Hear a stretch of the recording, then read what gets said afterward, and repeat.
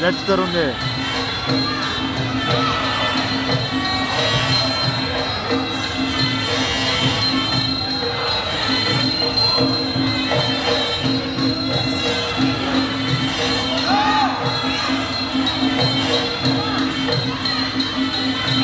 Hey.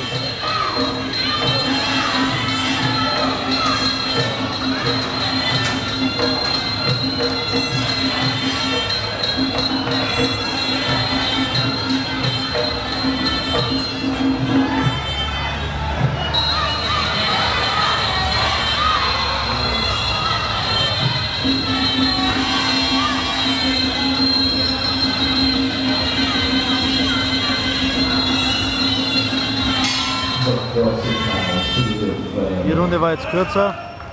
Das machen die in der letzten Runde oft. Wenn man weiß, wer gewonnen hat, dann sparen die sich die Verletzungen und brechen die Runde auch schon etwas früher ab.